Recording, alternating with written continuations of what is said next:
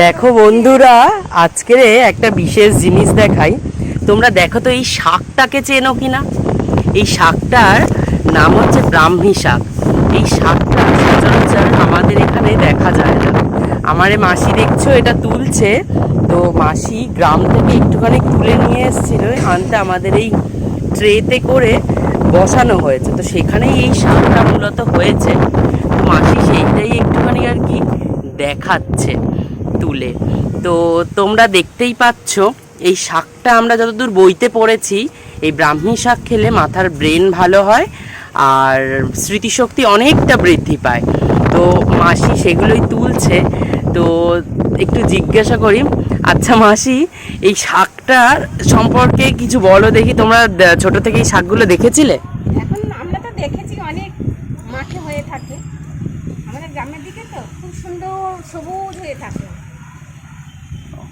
ও, আর এখন তো শহরেতে পাওয়া যায় না, গ্রাম থেকে কিনে নিয়ে আসে সব, নেয় কিনে কিনে। আমাদের এখানে মাঝে মধ্যে ঝুড়ি নিয়ে দু চারজন আসে, দেখি তাদের এই কটা করে ঠিক বান্ডিল, যদিও লম্বা লম্বা, গোড়ার দিকটা আবার ভীষণ মোটা মোটা হয়ে গেলে তেতো লাগে এই শাকগুলো। ডগাগুলো হলে তো তবুও খাওয়া যায়, কিন্তু এক একটা আঁটি বলবে 20 টাকা 25 টাকা করে, কেনা ওই জন্য আর হয়ে ওঠে না।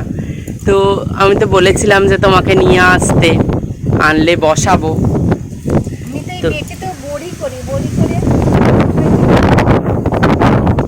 আচ্ছা, এই শাকের তার মানে আবার বড়িও হয়? হ্যাঁ, শুকনো মানে তুলে ভালো করে ধুয়ে শিলে বাটতে পারো, মিক্সি বাটতে পারো, একটু ফেনা হয়ে যায়, রেখে দিতে হয়, দিয়ে একটু ফেনা দিতে দিলে ফুটিয়ে রেখে হাতে বাটতে বাটতে বড়ি করে আমার মনে হয় যাকে দেবে তাকে দিতে পারো। আমি তো অনেকেই দিয়েছি, কি বাটতে কঠিন, আবার শিলে বসে জলদি করে বেঁধেছি।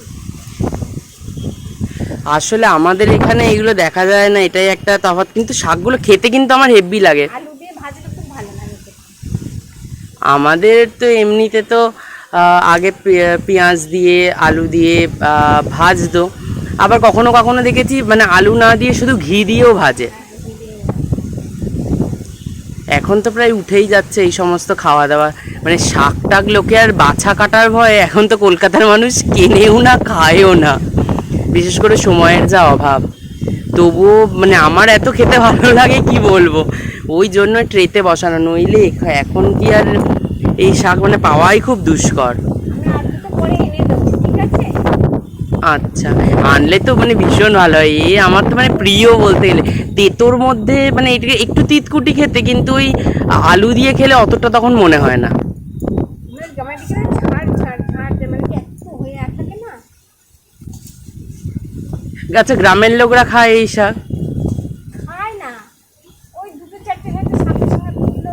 গ্রামের দিকে তো বেশি সব কতই থাকে, পয়সাটা কিনতেই লাগে না। এমনি ঝুড়ি নিয়ে তুলে আনলো, একটা প্যাকেট নিয়ে তুলে আনলো, নিয়ে এসে কেটে এমনি পেঁয়াজ দিয়ে ভাজা করে খেয়ে নিল। মানে শুধু এই শাক যে মানে আমরা যেমন খাওয়ার জন্য একেবারে মানে মন একেবারে আকুলি বিকুলি করে, ওই রকমটা গ্রামের দিকে নেই তাহলে? গ্রামের দিকে থোড় মোচা, থোড়টা মোচাটা তাও খায়, থোড়টা তো খায় না। আর আমাদের এখানে সে এক টুকরো করে থোর 15 টাকা 20 টাকা করে বিক্রি হয়, কিনে খেতে হয়। থোড় তো মানে কলা কেটে নিয়ে এমনি পড়েই থাকে থোড়। আর যদি বা মোচাটা খেয়ে এমনি থোড় পড়ে থাকে, কেউ আশেপাশে যদি যে আবার ছাড়ায়, মানে ওটা তো অনেক খোসা থাকে, খোসাগুলো আর করে করে নিয়ে আর নিজেরা কেটে নিয়ে আসে বাড়িতে। বুঝলাম।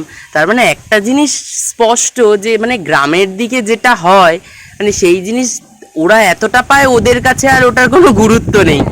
আর আমরা পাই না, আমরা খাওয়ার জন্য আর কি মন ছটফট ছটফট করে যে কতক্ষণে মানে যদি খাওয়া যায় আর কি। শাকগুলো আরও আরেকবার দেখাই, ঠিক এই রকম দেখতে ছোট ছোট শাকগুলো হয়ে থাকে। এই ডগাগুলো কেটে কেটে নিয়ে মানে খাওয়া যেতে পারে, মানে ভীষণ ভালো যদিও। এবার যে যতক্ষণ না খেয়েছে ততক্ষণ মানে বলাটা মুশকিলের। তাহলে কি মাসি সবাইকে একটু বলে দাও যে এই শাকটাকে খাওয়া উচিত?